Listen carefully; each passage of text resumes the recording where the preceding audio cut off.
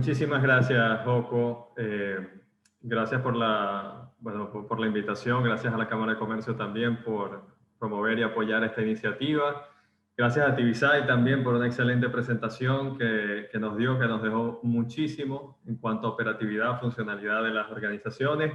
Y gracias también a todos los que están conectados y espero que estos minutos que vamos a estar compartiendo algunas cosas de interés a nivel sobre todo de cómo funciona la organización en cuanto a la materia humana, en cuanto al trato con otros seres humanos, tanto puertas adentro como puertas afuera, pueda ser útil para cada uno de ustedes.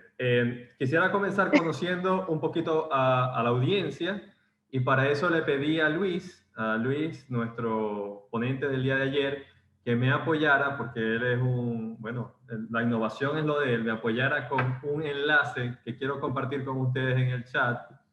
Es básicamente una encuesta muy sencilla que le voy a pedir a todos los que están conectados que ingresen en la medida de lo posible, puedan participar de ella y en vivo vamos a estar viendo los resultados. Porque quiero conocer cuál es el perfil, cuál es el tipo de involucramiento que tienen con organizaciones las personas que están conectadas para esta charla que vamos a tener ahorita. Así que Luis acaba ya de enviar el enlace aquí en la caja del chat. Va también a compartir la pantalla para que a medida que ustedes vayan participando, también vayamos observando cómo está conformada esta audiencia entre propietario de alguna organización, alguna empresa, empleado o profesional independiente o emprendedor también, que puede llamarse de esa manera. Vamos viendo entonces que tenemos más o menos un 50-50 entre dueños de empresas y profesionales independientes o emprendedores. Hay también un porcentaje de colaboradores, de empleados dentro de la audiencia. Vamos a dar algún tiempo más. Hasta ahora han participado 24 personas. Tenemos un total de 51, así que vamos a tratar de esperar unos segundos más para que todos puedan participar si es posible. Ok, vamos a ver. Esperamos unos segunditos más. A ver quién más se anima a participar. Muy bien. Tenemos entonces mayoría de dueños de organizaciones, hasta ahora dueños de empresas, también un porcentaje importante de profesionales independientes y de igual forma de colaboradores de empresas también. Me gusta mucho tener esta diversidad dentro de la audiencia, me parece excelente porque, bueno, todo lo que vamos a estar compartiendo es relevante para cada una de las personas que pueda estar teniendo en este momento de su vida un rol, un tipo de vinculación en el ámbito profesional, sea como dueño de empresa, empleado, trabajador, colaborador o profesional independiente. Muy bien, creo que ya podemos dejar hasta aquí la encuesta. Tenemos 29 votos. La tendencia que vemos entonces es que hay mayoría de participantes que son dueños de empresa y un 50 y 50 entre empleados y profesionales independientes. Muy bien, muchísimas gracias Luis por el apoyo y gracias a todos los que participaron. Me ayuda muchísimo a saber el perfil de las personas con las que estamos hoy interactuando y a ajustar también un poco lo que vamos a estar compartiendo. Entonces, vamos a estar conversando sobre las empresas conscientes y el bienestar organizacional dentro de estas empresas conscientes. Y por supuesto, quisiera comenzar, a ver, todos los grandes expertos en facilitación de aprendizaje y ponentes y todo lo demás, y las personas que dan TED Talks dicen que no se debe comenzar una exposición con un gráfico. Por eso yo comienzo esta exposición con un gráfico, ¿verdad? A ver, pero lo estoy haciendo con una intención bastante útil, ¿está bien? Y es la siguiente. Según Gallup, que es una de las más grandes, o diría yo la más grande encuestadora a nivel mundial, la percepción que tienen las personas sobre las organizaciones, sobre las empresas, y aquí podemos hablar de medianas y grandes empresas, ha ido sufriendo un deterioro en cuanto a la confianza que se tiene por parte del público hacia las organizaciones. Fíjense que en 1975, ¿ok? Estaba cerca de un 35% el nivel de confianza de las personas en las organizaciones. Y ya vamos a hablar de los últimos 10 años, porque si ponemos a vernos todos los años podemos pasar bastante tiempo aquí. Pero fíjense cómo en los últimos 10 años, por lo menos, desde el 2009 hasta el 2020, miren cómo ha cambiado esta confianza. De hecho, en el 2009 comienzo allí porque fue un punto bajo histórico en el nivel de confianza de las personas hacia las organizaciones, con apenas un 16% de confianza. Y cuando hablamos de confianza nos referimos a saber qué hay realmente detrás de la intención de una empresa de ofrecer productos o servicios. ¿Ok? Y de entender que esa intención o ese propósito es genuino, es un propósito fiel, es un propósito genuino, espontáneo, de ofrecer algo que aporte realmente a la sociedad. Es decir, creer a las empresas lo que dicen. ¿Está bien? Entonces, fíjense, un bajo histórico en el 2009, 16%. Luego experimentó una recuperación 2011, 2015 y vemos que finalmente el año pasado, el último año en que se hizo la encuesta, se ubicó en un 19% del nivel de confianza de las empresas según esto que Gallup nos comparte. Ahora, esta es precisamente la razón por la que surge el movimiento de las empresas conscientes. Porque a partir de los golpes que ha sufrido la empresa tradicional en cuanto a la percepción del público, se asocia entonces que las organizaciones son entidades o instituciones que existen solamente para producir dinero para sus accionistas, ¿ok? Y que no importa el costo, no importa si dañamos el medio ambiente, no importa si estafamos a clientes, no importa si explotamos a los trabajadores, no importa si compramos barato material de proveedores para venderlo caro, ¿ok? Sino que todo lo que importa para una empresa y el dueño de una empresa es conseguir dinero, rentabilidad. Frente a esa percepción, que ha dañado muchísimo la imagen de las organizaciones, surge la iniciativa del capitalismo consciente, que aquí pueden ver el libro, El capitalismo consciente, escrito por John McKee, que es el CEO de Whole Foods Market. Whole Foods Market, algunos de ustedes probablemente han escuchado hablar de él, sobre todo si usan Amazon a menudo o si han viajado a Estados Unidos. Allí, Whole Foods Market es una empresa conocida porque vende u ofrece a su público alimentos orgánicos, sobre todo en un contexto americano, estadounidense, donde todo es bastante sintético o químico. Whole Foods Market es una empresa que ofrece a su clientela alimentos orgánicos. Su presidente, John McKee, junto con Raj Sisodia, que es un profesor de negocios globales de la Babson College en Londres, crearon este movimiento del capitalismo consciente y voy a compartir con ustedes qué es lo que en sus propias palabras significa el capitalismo consciente. Es una filosofía comprensiva de hacer negocios. Filosofía comprensiva de hacer negocios. Las empresas tradicionales a menudo extraen valor en vez de generar valor. Porque ¿qué pasa? Como estábamos hablando ahorita, le quito a los empleados, le quito a los clientes, le quito al medio ambiente, le quito a los proveedores y genero valor solamente para una parte, para los accionistas, para el dueño de la empresa. Dice, las empresas conscientes están creando un espectro de efectos positivos a la vez. No teniendo un efecto positivo, sí, solo para el accionista, y muchos efectos negativos para todos los demás, sino que se crean efectos positivos para todos los involucrados. Invierten su dinero en crear una diferencia positiva. Esta es una iniciativa que cada vez más está cobrando auge. Ya no se trata de las empresas del futuro, ya son las empresas del presente, y además la rentabilidad por las proyecciones que se han hecho está dándole la razón a abrazar esta filosofía comprensiva de hacer negocios, que se está implementando sobre todo para rescatar la figura y la confianza de las personas en las organizaciones, en las empresas. ¿Okay? Vamos a seguir hablando un poquito más de esto. ¿Qué significa consciente? ¿Qué significa, por ejemplo, cuando una persona es consciente? Bueno, según el diccionario de la Real Academia Española, consciente es una persona que tiene conocimiento de algo o se da cuenta de ello, especialmente de sus actos y sus consecuencias. Por lo tanto, una empresa consciente es una empresa que se ocupa de entender lo que está haciendo y de entender las consecuencias que eso tiene para las personas interesadas en su existencia, con las que interactúa. en su existencia. Antes de presentar por aquí, iba a hacerles una pregunta y me pueden dejar las respuestas por el chat antes de pasar a la siguiente lámina.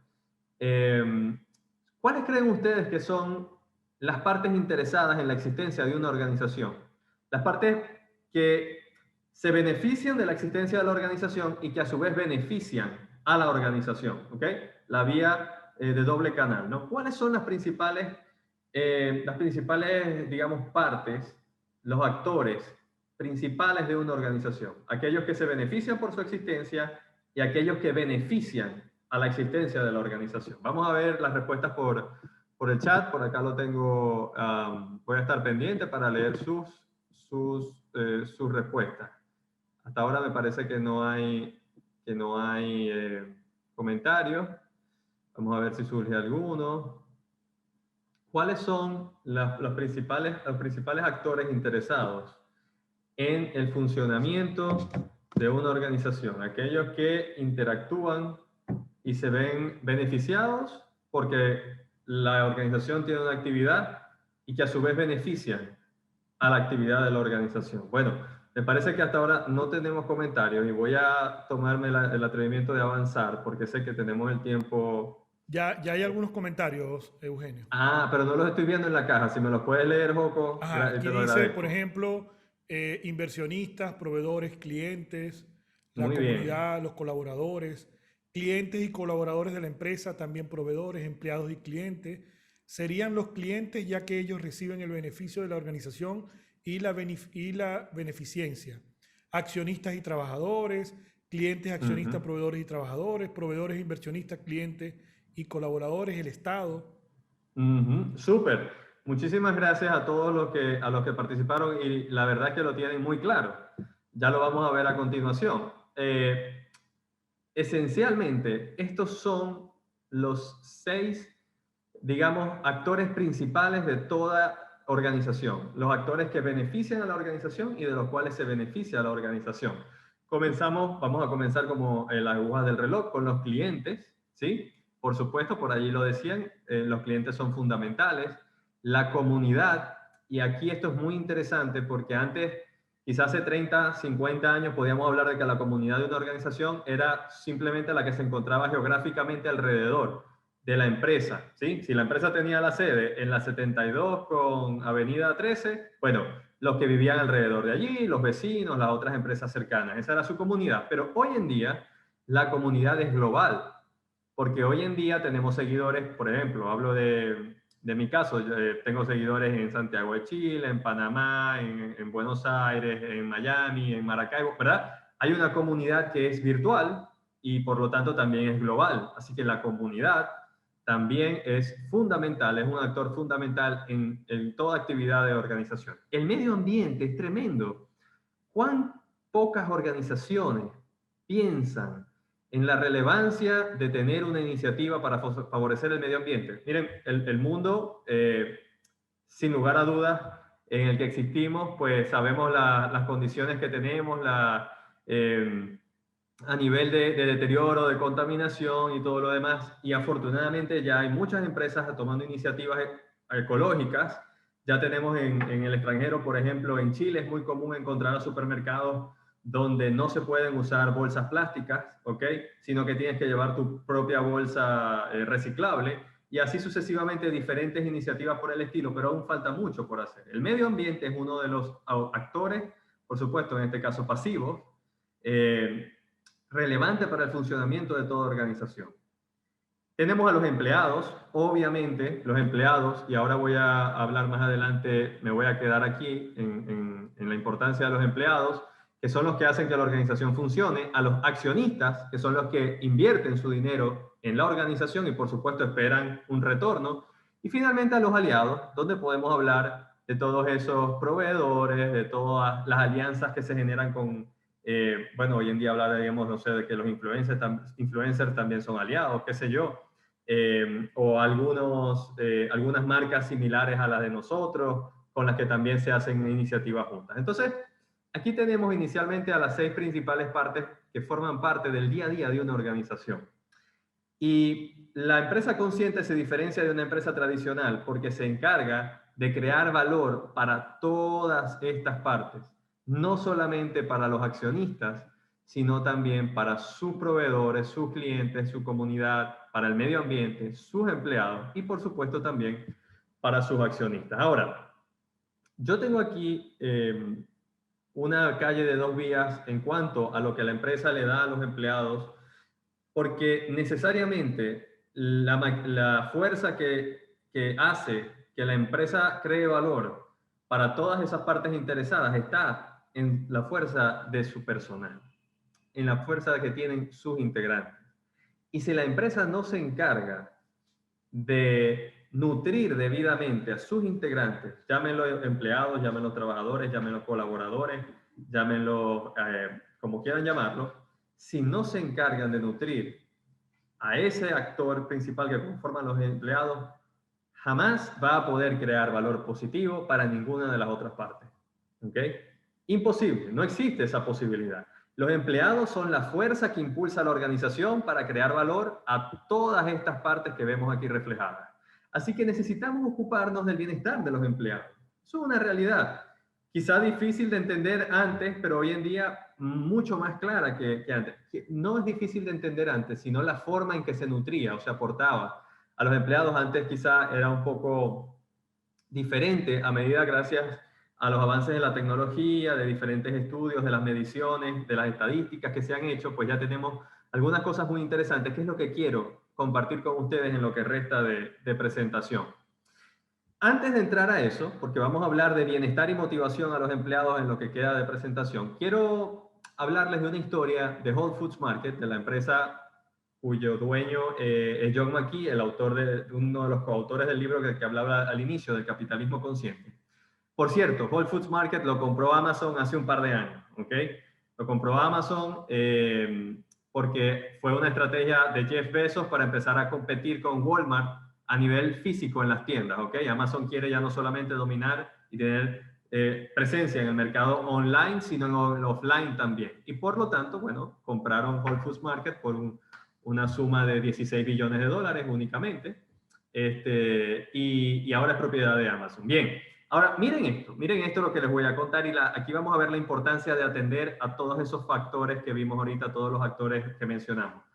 En 1981, hace 30 años, Whole Foods Market solo tenía una tienda, perdón, hace 40 años, hace 1981, hace 40 años, ya el tiempo ha pasado demasiado rápido. Ok, hace 40 años Whole Foods Market solo tenía una tienda, estaba en Austin, Texas, y un 31 de mayo, por cierto, ya se va a cumplir el aniversario, un 31 de mayo hubo una inundación en Austin, ¿ok? Que hizo que todo lo que estaba dentro de la tienda se dañara, ¿ok? Estamos hablando tanto de mercancía, productos, como de maquinaria, el inmueble en sí mismo. Se estima que el daño para ese entonces fue de $400,000, ¿ok? $400,000 hace 40 años era plata. Ahora, el daño fue eso. Y dice John McKee, cuenta John McKee en su libro, que básicamente estaban en quiebra, producto de la inundación. Pero ¿qué sucedió?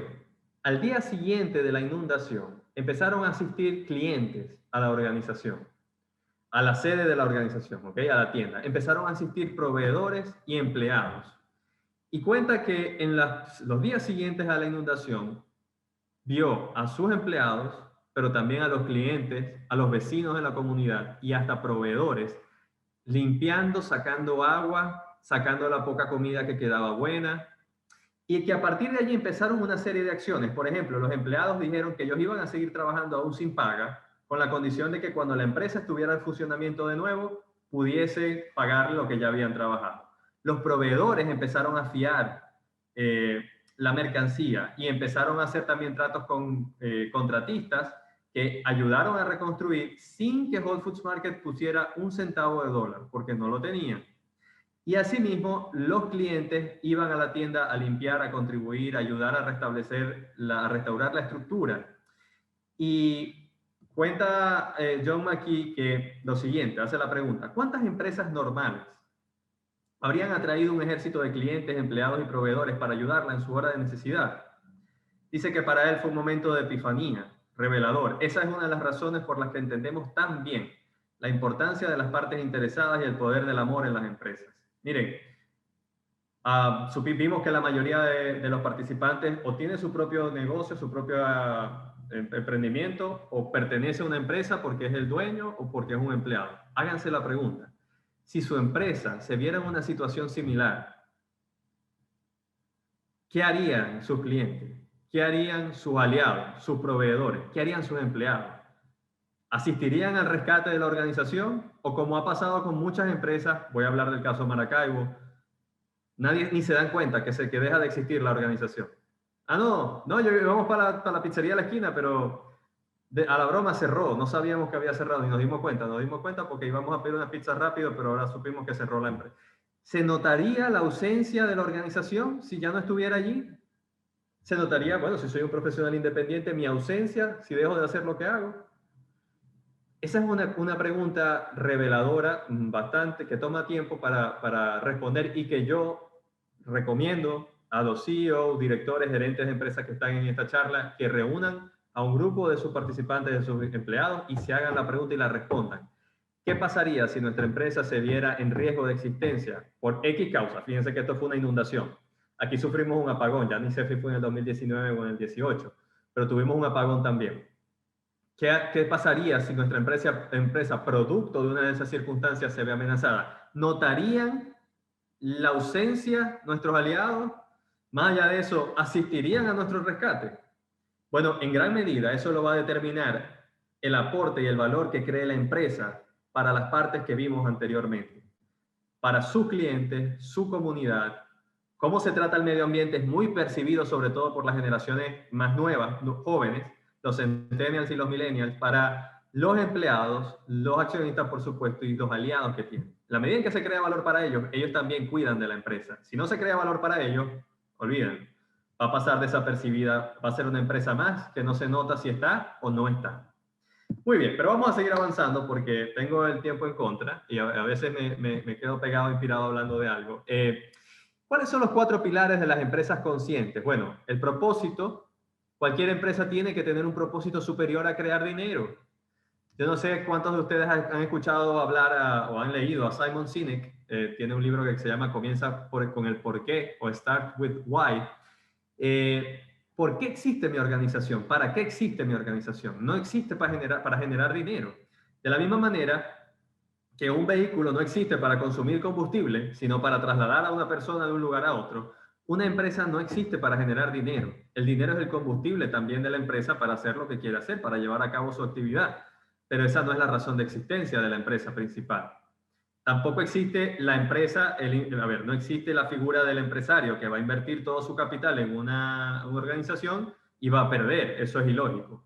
Pero repito, no es la principal función de una organización generar dinero. El dinero es la forma en la que va a ayudarlo a seguir generando su actividad. Entonces, el propósito de la organización se trata de la diferencia que quiere hacer en el mundo, lo que quiere aportar, el beneficio que quiere dar a las personas que interactúen con ella. Ese es el propósito. Toda empresa consciente tiene que tener un propósito. La orientación hacia los interesados. Lo vimos hace un momento, no me voy a detener mucho allí. La naturaleza independiente de los negocios hace que se necesite crear valor para todos los interesados.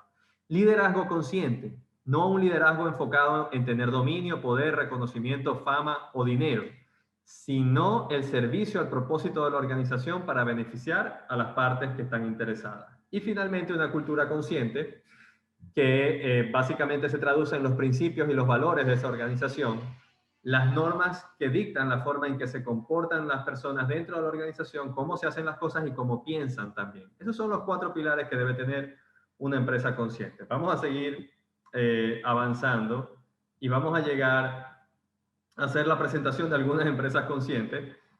Probablemente conocen más a Google y a Starbucks que a Panera Bread, pero si hay alguien que ha viajado recientemente en los últimos 5 años a Estados Unidos, probablemente se ha encontrado con una tienda de Panera Bread que está dominando el mercado de venta de alimentos como lo que llamaríamos aquí empanadas, cachitos y todo eso, allá, por la forma saludable de ofrecer un producto económico, saludable y de buen sabor. pero que además tiene unas características de estar muy bien hecho, de preocuparse por los ingredientes correctos para contribuir a la salud física de los clientes. ¿Okay? Estas son algunos ejemplos de empresas conscientes. Sin embargo, en lo que queda de presentación, al igual que TVSI, yo voy a estar hablando de cómo hemos estado trabajando junto a Zuliatec, gracias a la confianza que ha tenido Joko en esta iniciativa, de moldear el funcionamiento de Zuliatec para que se parezca lo más que se pueda a una empresa consciente. Y con esto voy a estar dando los ejemplos que voy a citar a continuación. Miren, vamos a concentrarnos ahora sí a partir de aquí a cómo puede una organización contribuir a sus empleados para que ellos le ayuden a crear valor a todas las partes interesadas. En este punto, quiero decirles que si hay alguna pregunta, pueden irla dejando en la caja desde ya, de manera tal que cuando yo termine ya tengamos las preguntas y no tengan que hacerlas en ese momento. Si hay alguna pregunta, algún comentario, alguna opinión, pueden irla vaciando allí. Yo sé que a partir de acá, no sé si antes, pero a partir de acá suelen surgir algunas preguntas, algunos comentarios y los invito a que ya empiecen a compartirlos por allí. Jim Loehr, el doctor Jim Loehr, es un psicólogo especialista en desempeño y tiene su propia institución en Florida, en donde recibe artistas, donde recibe deportistas de alta élite, de alto rendimiento, donde recibe CEOs, gerentes de todas las organizaciones del mundo y trabaja con ellos para ayudarlos a desempeñarse mejor. Y miren la conclusión a la que él llega. Dice, en un ambiente corporativo que cambia a máxima velocidad, el desempeño consistente en altos niveles es más difícil y más necesario que nunca. Las compañías ya no pueden darse el lujo de cubrir necesidades cognitivas de sus empleados e ignorar su bienestar físico, emocional y espiritual. Cuando las personas se sienten fuertes y resilientes física, mental, emocional y espiritualmente, se desempeñan mejor, con más pasión y durante más tiempo. Ellas ganan, sus familias ganan y las corporaciones para las que colaboran también ganan. A mí me gusta mucho lo que Jim Loehr dice porque es una invitación a entender que las personas y las organizaciones no son máquinas. O sea, no es que yo les doy una orden, una directriz, unas responsabilidades de cargo y ellos automáticamente tienen que producirme resultados. Las organizaciones y las personas se parecen más a un árbol que a una máquina. Y el árbol para crecer necesita estar en un contexto apropiado y necesita nutrirse de los minerales apropiados para poder llegar a ser su mejor versión, para crecer lo más alto posible y producir la mayor cantidad de frutos. Y en los seres humanos, ese contexto, esos minerales, se traducen en bienestar, ya lo vamos a ver ahorita, espiritual, físico, intelectual, relacional y emocional. Esos 5 componentes del bienestar. Voy a hablar del bienestar primero y voy a cerrar hablando de la motivación. Una persona que goza de bienestar y está motivada es una persona que está en un pico de su desempeño en su vida. Y si eso se lo provee la organización para la que trabaja o la empresa es una plataforma para que ella esté mejor en estos dos sentidos, pues esa persona va a dar lo mejor de sí misma por esa empresa y le va a ser fiel a esa empresa. Esto de ser fiel es importante en tiempos donde la rotación de personal es tan alta. Por eso dejo la cuñita. Les presento este modelo de bienestar que se llama el modelo Aspire. Lo realizó el doctor Tal Ben-Shahar y básicamente lo que habla es que el bienestar integral es un asunto de 5 elementos. Construir bienestar integral implica tener bienestar espiritual, físico, intelectual, relacional y emocional. Lo que voy a hacer ahora es a nivel organizacional dar algunas muy breves, muy puntuales prácticas y citar algunos casos que hemos llevado a cabo en Zuliatec para construir y que ustedes puedan ver cómo también ustedes en sus propias organizaciones, sin importar el tamaño que tengan, pueden también contribuir a el bienestar espiritual, físico, intelectual, relacional y emocional de sus colaboradores, de sus empleados. Vamos a avanzar entonces y vamos a comenzar con el bienestar espiritual. Fíjense qué importante esto. Gallup, la empresa con la que comenzamos con el gráfico, la presentación, ha descubierto que la respuesta positiva a la afirmación, el propósito de mi compañía me hace sentir que mi trabajo es importante, es uno de los mejores predictores de bienestar, dedicación, productividad y lealtad en los empleados. Voy a poner un poquito de contexto aquí. Gallup tiene una encuesta que se conoce como la Q12. Q12 porque son 12 preguntas que se implementan en las organizaciones y dependiendo de las respuestas, que pueden variar obviamente, se evalúan o se empiezan a ver tendencias sobre entre más positiva sea la tasa o la tendencia de respuesta a esas preguntas, se corrobora que esa empresa tiene, o los empleados de esa empresa tienen mayor bienestar, son más dedicados, son más productivos y son más leales a la organización. Una de esas 12 preguntas es si el propósito de la compañía hace sentir al empleado que su trabajo es importante. Las empresas donde eso se responde como afirmativo, pues tenemos buenos resultados. El bienestar espiritual no se refiere al tema religioso desde el punto de vista psicológico, ni mucho menos desde el punto de vista de la psicología organizacional. Se refiere a que las personas conozcan la esencia de su trabajo, conozcan el propósito de por qué hacen lo que hacen, de para qué están haciendo lo que están haciendo dentro de esa organización.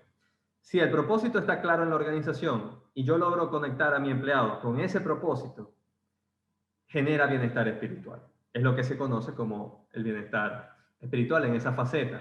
Así que una de las cosas que hemos hecho en Zuliatec desde que comenzamos a trabajar juntos fue lograr definir cuál era el propósito de la organización y cuáles eran los principios y los valores de la organización. El propósito, lo veíamos antes, es el beneficio que se quiere aportar a los clientes, a la comunidad, a los empleados, a los accionistas, ¿verdad? Y en los valores y los principios es cómo vamos a hacer eso.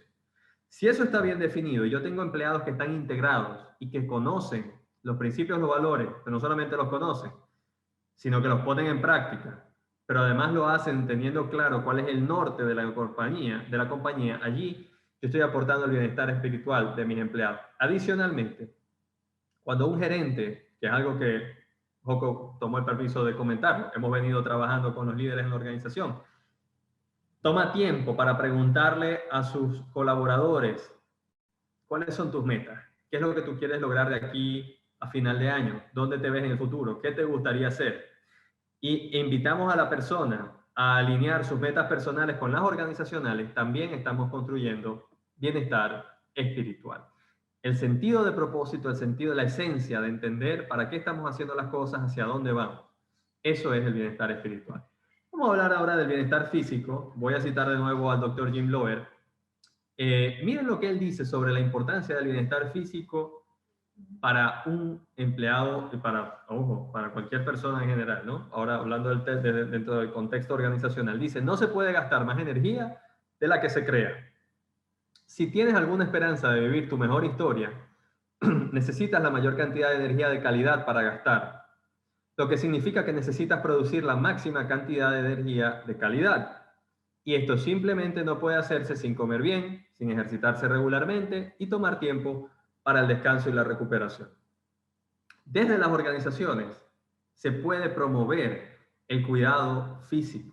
Se puede estimular a los colaboradores a cuidar su alimentación, a ejercitarse regularmente, a moverse y también a dormir, a descansar lo necesario. ¿Cómo? Número 1, ocupándome de saber cuáles son los hábitos de descanso que tienen mis colaboradores. Por ejemplo, en Zuliatec hemos hecho lo siguiente. En una oportunidad, hace algunos meses, contratamos a una entrenadora que hace clases de fitness, de deporte, e hicimos alguna sesión donde esta entrenadora le facilitó a los colaboradores algunos ejercicios que ellos podían hacer desde su casa para moverse, ¿no? Para activarse, para que la sangre fluyera mejor, para que respiraran mejor durante el trabajo y estuvieran en constante movimiento. También recientemente, cuando se han tenido actividades presenciales, que bueno, no son tan comunes obviamente por las razones que se conocen, siempre se trata de incluir una actividad que implique movimiento, ejercicio, ¿ok? No es estar sentados todo el día, no es estar siendo sedentarios, sino incentivar a los colaboradores a ser activos. También, miren, algo tan sencillo como dar una charla sobre nutrición o sobre la importancia de dormir bien, buscar un artículo y compartirlo por el grupo de WhatsApp o enviarlo al correo corporativo de todos los compañeros, de todos los integrantes. Todo eso suma a que la persona sepa que desde la organización su bienestar físico es importante. Vamos a avanzar ahora al bienestar intelectual. Dice John McKee, ya hemos hablado bastante de John McKee, dice cualquier organización que dependa de unos cuantos genios en la gerencia y consultores externos sin importar cuán brillantes sean estos gerentes o consultores externos, estará en desventaja competitiva frente a las empresas que utilicen de mejor manera todo su capital intelectual y conocimiento descentralizado. Básicamente, ¿cómo podemos contribuir al bienestar intelectual de nuestros empleados? Voy a citar de nuevo el ejemplo de Zuliatec. Se crean grupos de conversación en donde se le da el espacio a los integrantes de proponer ideas de cómo se pueden hacer mejor las cosas, de qué opinan ellos, de qué se podría hacer para mejorar los procesos dentro de la organización, para mejorar la atención a los clientes, para mejorar la productividad de cada uno de ellos. En la medida en que eso se haga, yo le estoy dando también la posibilidad a mi colaborador, a mi empleado, de hacerle saber que su opinión es importante y que él puede tener soluciones a un problema que yo tengo, que la organización tiene. Y así aprovecho su capital intelectual de igual forma. Eso es sobre lo que el empleado puede dar a la organización. Ahora, de lo que la organización le puede dar al empleado, es sumamente necesario que estemos constantemente ofreciendo información valiosa para que cada uno pueda construir experticia en su área de trabajo. A los vendedores, ventas. A los de marketing, marketing. A los de, no sé, contabilidad, contabilidad y así sucesivamente. Algo que los ayude a nutrir y hacer mejor su trabajo. Y desde Zuliatec, por ejemplo, sé que Joco tiene la iniciativa de pagar las anualidades de una de estas plataformas de cursos online, de manera tal que cualquiera de sus empleados, de sus colaboradores, de sus aliados, puede entrar a esa plataforma y hacer el curso que quiera hacer. Y eso es muy valioso. Nuevamente, es un dato, es una señal que le estoy enviando al colaborador, diciéndole, me interesa que tú crezcas intelectualmente, que tú te conviertas en el experto en tu área, porque a la medida que también lo haces, pues a nosotros nos va a ir mejor.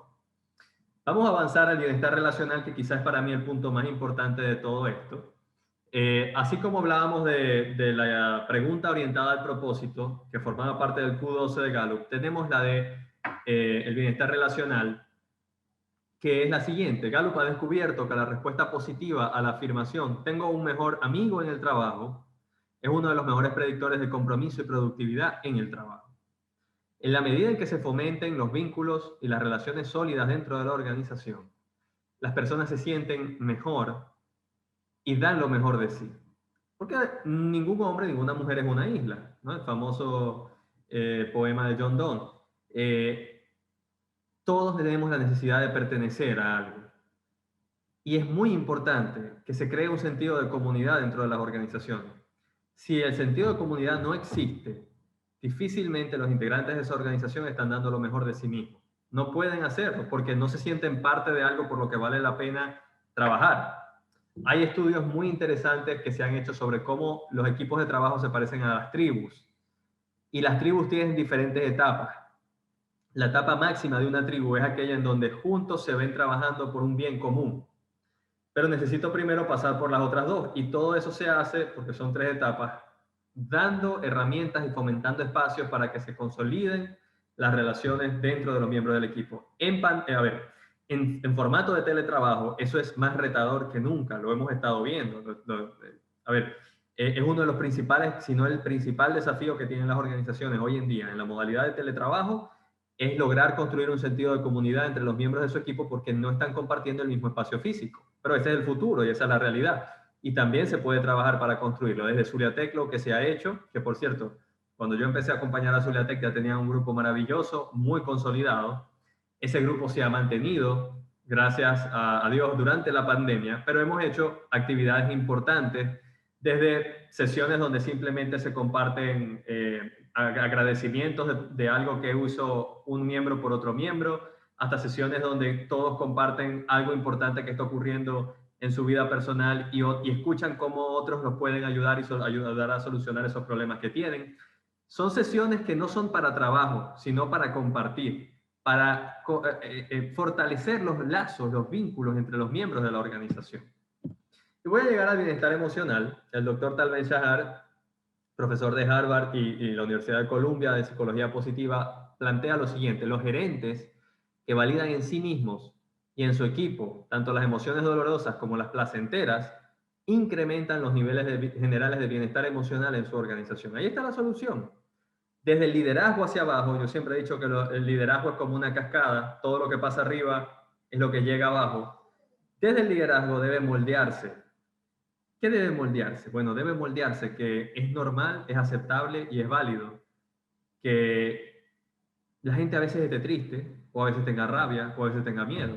Y bueno, imagínense, si están en una pandemia y todo lo que eso implica, pues es más normal todavía. En la medida en que yo valido esas emociones, le hago sentir a las personas que está bien sentirse así, ¿verdad?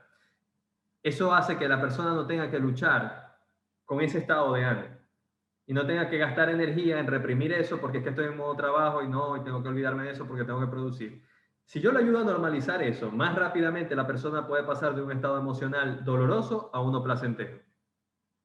Así que es un asunto de validar desde los propios líderes, de reconocer, hey muchachos, hoy amanecí de esta manera o en casa tengo este problema. No se trata de ventilar todo, pero sí de reconocer, miren, es normal que en la pandemia nos estemos sintiendo de esta manera, un poco con incertidumbre, con mucha expectativa de cara al futuro, y ofrecer, tomar herramientas o acciones para fortalecer, por ejemplo, si hay incertidumbre, ser lo más transparente posible en la información que se da, y también promover actividades para que se generen emociones placenteras desde la organización, desde las actividades del grupo. Eh, por ejemplo, juegos, dinámicas online, tener grupos de WhatsApp donde se hagan conversaciones frecuentemente, que sean más allá de cosas de trabajo. Los reconocimientos son fundamentales. El hábito de reconocer, de felicitar cuando algo bueno sucede es fundamental. Si un cliente da un comentario positivo, hacérselo saber al equipo. Miren, este cliente está muy satisfecho con el trabajo, nos dijo esto. Todo eso estimula el bienestar emocional dentro de los integrantes de un equipo. Y hasta aquí vamos a hablar de bienestar. Voy a cerrar, yo sé que el tiempo ya se me agotó, muy brevemente hablando sobre algunas cosas importantes para tomar en cuenta sobre la motivación. Voy a decir lo siguiente. El bienestar, normalmente una persona que goza de bienestar es una persona que está motivada. Sin embargo, adicionalmente a eso, a aportar al bienestar, las empresas pueden y deben hacerse cargo de motivar directamente a las personas a través de ciertas cosas importantes que voy a mencionar. Daniel Pink es un autor de 6 libros bestsellers en Estados Unidos sobre el funcionamiento de las organizaciones, un investigador al respecto, y dice, por demasiado tiempo ha existido una discordancia, una separación entre lo que la ciencia sabe y lo que las empresas hacen para motivar a sus empleados. O sea, lo que estadísticamente funciona ya se está demostrando, pero las empresas no lo están haciendo. Necesitamos cerrar esa brecha. Si ya estadísticamente hay unas cosas que nos aportan a saber de qué manera podemos motivar de mejor forma a los empleados, necesitamos prestarle atención a eso. Y para eso quiero presentarles un problema brevemente, que se conoce como el problema de la vela. Si a usted le dan una caja de tachuelas, una vela y una caja de fósforos, y le piden que fije la vela encendida de una manera que no derrita la cera sobre la mesa, ¿qué haría con esos materiales? ¿De qué manera fijaría la vela para que eso no ocurra? ¿Qué haría con la vela para que eso no ocurra? Usando, por supuesto, las cosas que tiene allí a mano. Vamos a ver si hay algún comentario, si alguien se anima a compartir la solución a este dilema. Poco, como no veo la caja del chat, te voy a pedir que si hay algún comentario lo compartas con nosotros acá. Seguro, seguro. Te aviso si hay algún comentario sobre esta. Ok, sobre esta vamos a actividad. esperar algunos segundos. A ver, esto es un estudio que realizó el psicólogo conductista Carl Dunker en el año 1940. Él reunió a un grupo de personas y les dijo, tienen una tarea, tienen que solucionar este problema. Una vela, una caja con tachuelas y una caja con fósforo. La meta o la solución del problema es, bueno, voy a decir la solución, lo que tienen que hacer es utilizar los materiales y fijar la vela de una manera en que cuando chorree la cera no toque la mesa. Ok, ¿Qué harían ustedes? por aquí responden, la caja debe ser la base. Solo dice Numari, Edgar dice, usaría la caja. Wilma dice, la caja debe soportar a la vela. Son los comentarios que Muy he visto bien, acá. súper. Ya, no, y ahí está la solución. Miren, la solución al problema es este. Sacamos las tachuelas, colocamos la vela ahí encendida, por supuesto con el fósforo, y con las tachuelas fijamos la caja en la pared, de manera tal que se sostenga, o los clavos. ¿ok? En la pared de manera que se sostenga y la de acera chorree dentro de la caja. No sé si fue así que se lo imaginaron, pero estaba muy cerca, si no fue así, la solución que ustedes ofrecieron. Ahora, lo interesante de esto era que este experimento se hizo de dos formas. A un grupo se les ofreció un incentivo monetario y a otro grupo no se les ofreció nada, sino que se les presentó como un desafío a llevar a cabo para ver si les entusiasmaba hacerlo. Y el grupo que mejor solucionó y en menor tiempo solucionó el problema fue el grupo de aquellos a los que no se les ofreció ningún incentivo monetario. ¿Ok? Interesante. Ustedes dirán, bueno, pero ¿cómo funciona eso? O sea, si hay dinero por medio, se supone que deberían haber estado más interesados.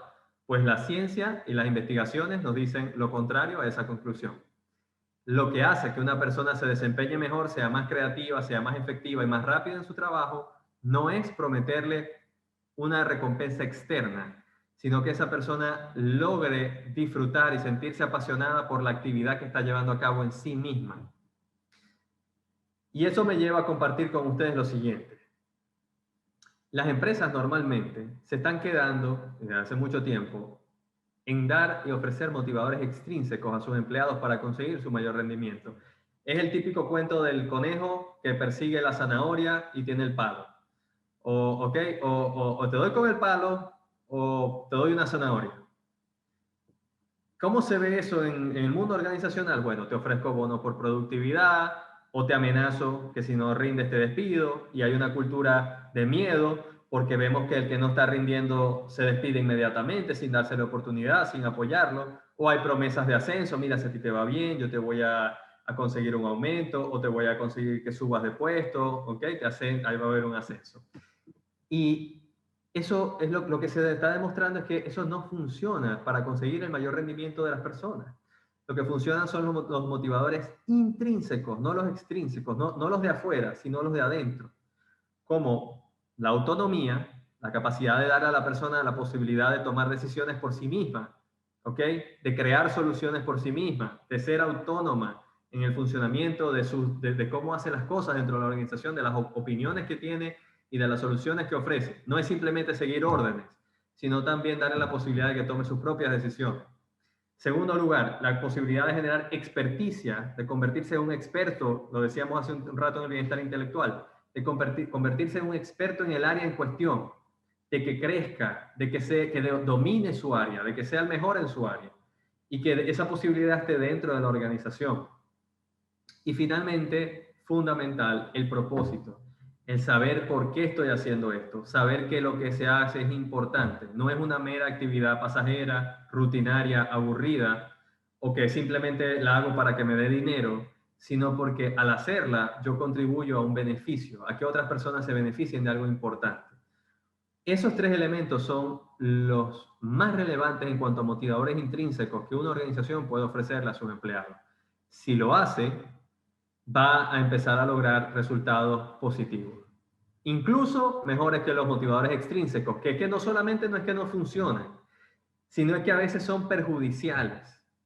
Ahora voy a hacer una aclaratoria aquí, muy importante, y ya terminé. Cuando hablo de que los motivadores extrínsecos no funcionan o incluso son perjudiciales, estoy partiendo de la base de que la organización ya ofrece un salario competitivo a sus empleados. Sin un salario competitivo, no importa propósito, ni valores, ni autonomía, ni experticia, no importa nada de eso. El salario necesita ser competitivo, ¿ok?